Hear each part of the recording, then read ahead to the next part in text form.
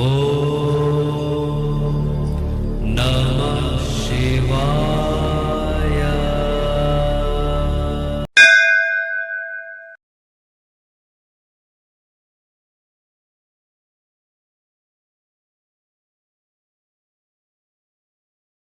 அனைவருக்கும் வணக்கம். நான் உங்கள் தம்புரான் ரிஷபானந்தர்.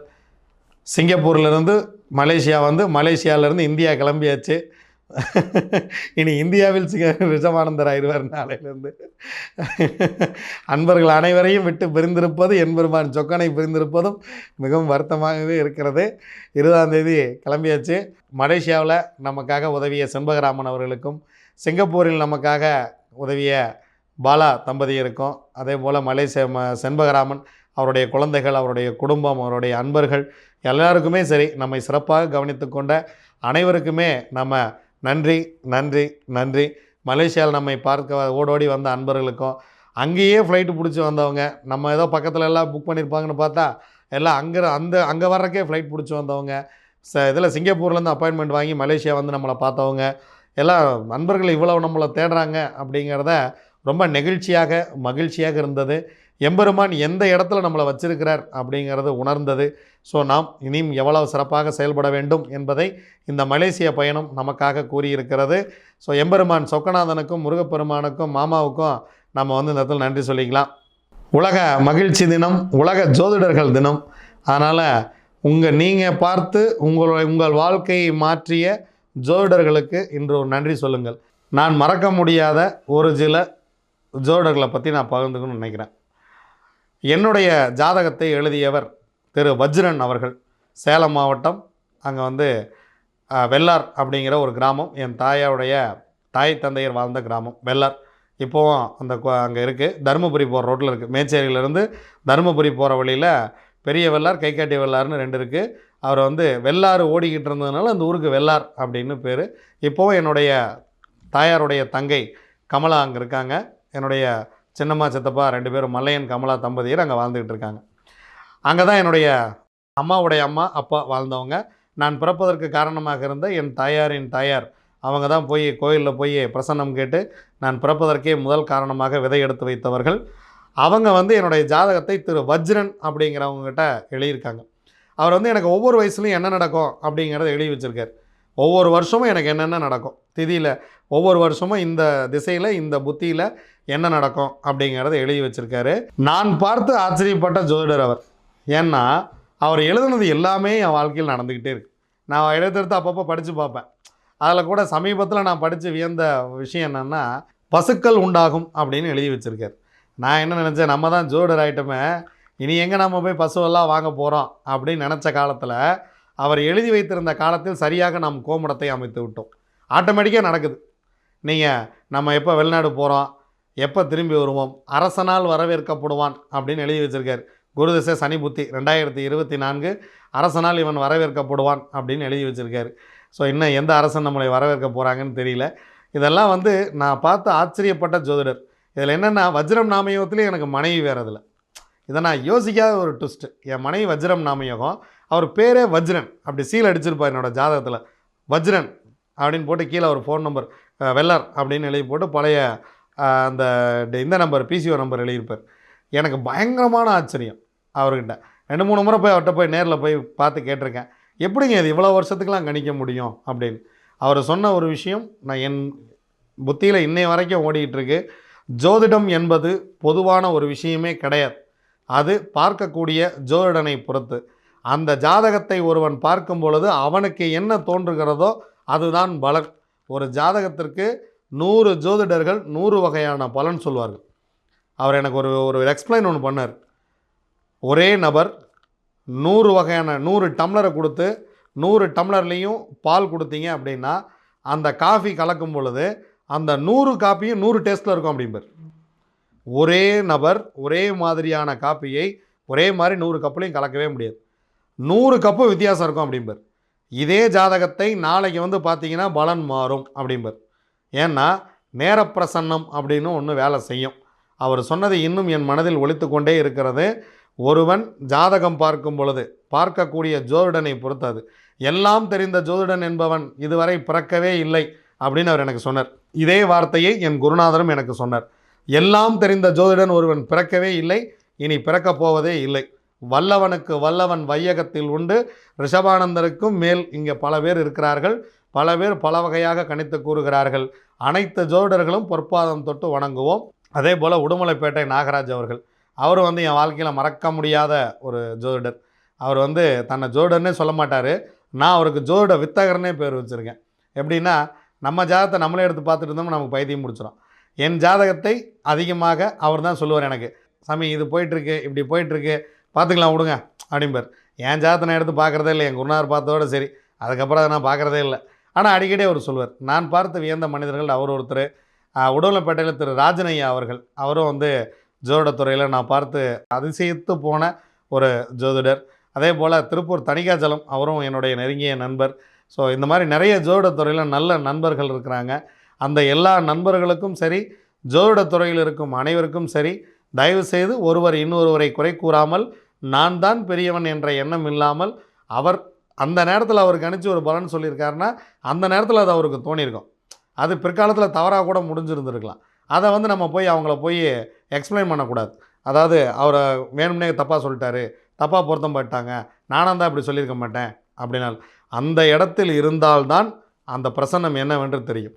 நான் ஒரு விஷயத்தை இப்போ ராக்கிக்கு சொல்லணும்னா, ராக்கிக்கு நல்ல நேரம் இருக்கணும் கேட்குறதுக்கு, எனக்கு சொல்லணுங்கிற உத்தரவு வரணும். அதைத்தான் சொல்ல முடியும். எல்லாவற்றையும் எல்லோருக்கும் நாம் சொல்வது இல்லை. உங்களுக்கு என்ன வேண்டும் என்பதை உங்கள் குலதெய்வம் முடிவு செய்துவிடும். நீங்கள் எப்பொழுது தப்பிக்க வேண்டுமோ அப்பொழுதுதான் சரியான ஒரு விஷயத்தை நோக்கி ஓடுவீர்கள்.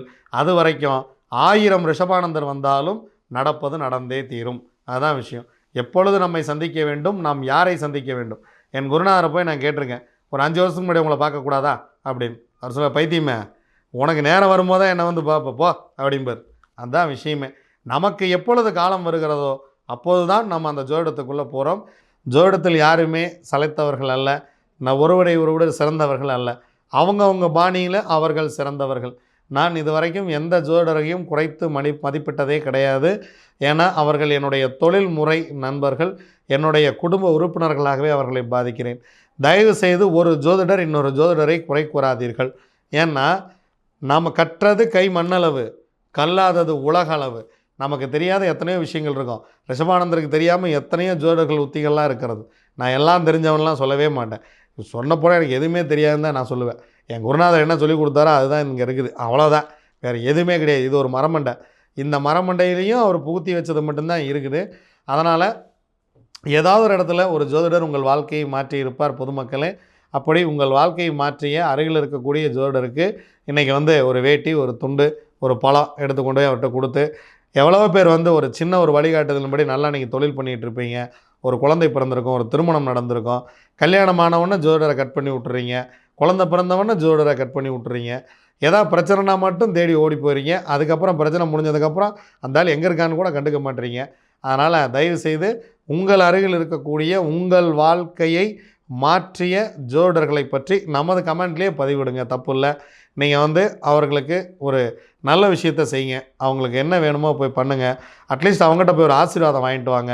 உலக ஜோதிடர்கள் தினம் அன்று உலகத்தில் உள்ள அனைத்து ஜோதிட வல்லுநர்கள் அனைவருக்கும் எம்பெருமான் சொக்கநாதன் நல்ல உடல்நலத்தையும் நீல ஆயுளையும் நீண்ட புகழையும் கொடுத்து அவங்க மகிழ்ச்சியோடு இருக்கணும்னு என் குருநாதரையும் என்னுடைய அப்பன் சொக்கநாதனையும் நான் வேண்டிக்கிறேன்.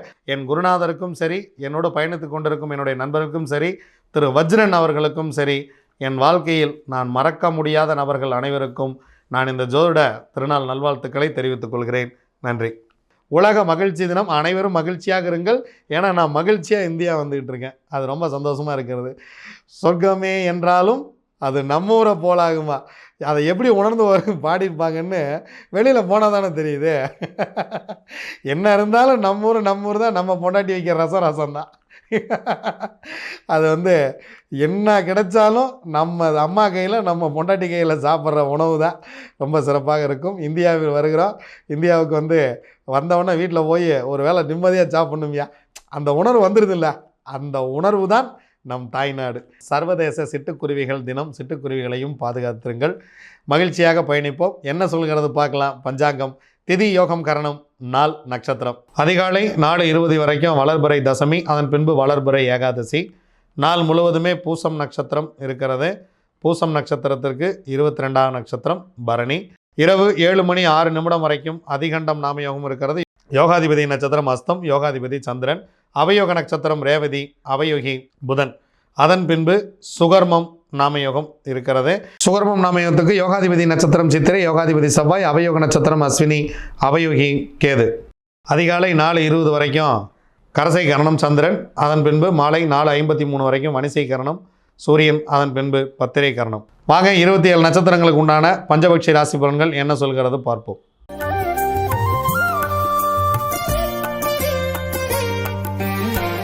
அஸ்வினி, பரணி, கார்த்திகை, ரோகிணி, மிருகசீரிசம் உங்களுடைய பக்ஷி வல்லூர். முதல் ஜாமம் உங்களுக்கு சிறப்பாக இல்லை, அதனால் முக்கியமான வேலை இருந்தால் அடுத்த ஜாமத்தில் பார்த்து கொள்ளலாம். 2ஆம் ஜாமம் ஊன் 75% வெற்றி, 3ஆம் ஜாமம் நடை 50% வெற்றி, 4ஆம் ஜாமம் பொன்னான மதிய வேலை சிறப்பாக இருக்கிறது. முக்கியமான வேலை தான் செஞ்சுங்க. அடுத்து ஒரு சிறப்பான ஒரு நேரமே கொஞ்சம் கம்மியாக தான் இருக்குது. 100% காரிய வெற்றி. 5ஆம் ஜாமம் துயில் 25% வெற்றி, 6ஆம் ஜாமம் நடை 50% வெற்றி, 7ஆம் ஜாமம் துயில் 25% வெற்றி, 8ஆம் ஜாமம் ஊன் 75% வெற்றி, 9ஆம் ஜாமம் அரசு 100% வெற்றி, 10ஆம் ஜாமம் சிறப்பாக இல்லை. பிரம்ம முகூர்த்தத்தில் ஏதேனும் செய்ய வேண்டியது இருந்தாலோ அல்லது அதிகாலையில் ஏதேனும் நீங்கள் செய்ய வேண்டிய வேலை இருந்தாலோ இந்த அரசு வேலையிலேயே துவங்கி விடுங்கள். 9ஆம் ஜாமத்திலேயே துவங்கி விடுங்கள். 10ஆம் ஜாமத்தில் உங்களுக்கு பறவை சிறப்பாக இல்லை. திருவாதிரை, புனர்பூசம், பூசம், ஆயில்யம், மகம், பூரம் உங்களுடைய பக்ஷி ஆந்தை. முதல் ஜாமம் ஊன் 75% வெற்றி, 2ஆம் ஜாமம் நடை 50% வெற்றி, 3ஆம் ஜாமம் மதிய வேலை மிக சிறப்பாக இருக்கிறது. அதன் பின்பு உங்களுக்கு 3 ஜாமங்கள் அடுத்து சிறப்பாக இல்லை. அதனால் முக்கியமான வேலை இருந்தால் பிளான் பண்ணி இந்த ஜாமத்தில் செய்து கொள்ளுங்கள். 100% காரிய வெற்றி. 4ஆம் ஜாமம், 5ஆம் ஜாமம், 6ஆம் ஜாமம் இந்த 3 நேரமே உங்களுக்கு சிறப்பாக இல்லை. மாலை வரைக்கும் உங்களுக்கு நேரம் மதியத்திலிருந்து இரவு வரைக்கும் உங்களுக்கு கொஞ்சம் நேரம் சிறப்பாக இல்லை.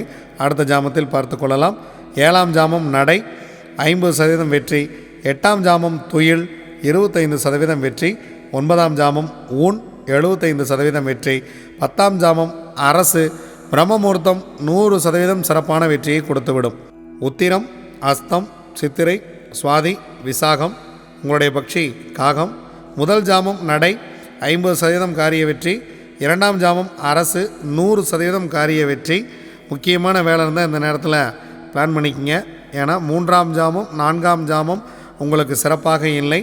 5ஆம் ஜாமம் ஊன் 75% வெற்றி, 6ஆம் ஜாமம் அரசு 100% வெற்றி, 7ஆம் ஜாமம் உங்கள் பறவை சிறப்பாக இல்லை.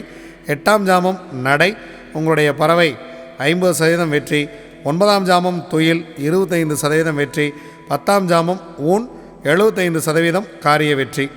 அனுஷம், கேட்டை, மூலம், பூராடம், உத்திராடம் உங்களுடைய பக்ஷி கோழி. காலையில் முதல் ஜாமமே பொன்னான வேலையாக துவங்குகிறது. அடுத்த 2 ஜாமம் உங்களுக்கு சிறப்பாக இல்லை.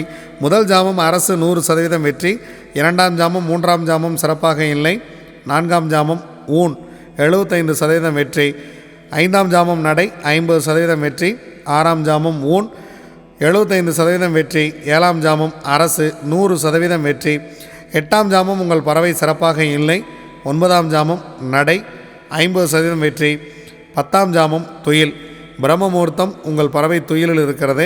அதனால் அதிகாலை நீங்கள் வாகனத்தை இயக்குவது அந்த மாதிரி முக்கியமான வேலைகள் ஏதேனும் இருந்தால் தவிர்த்து விடுங்கள்.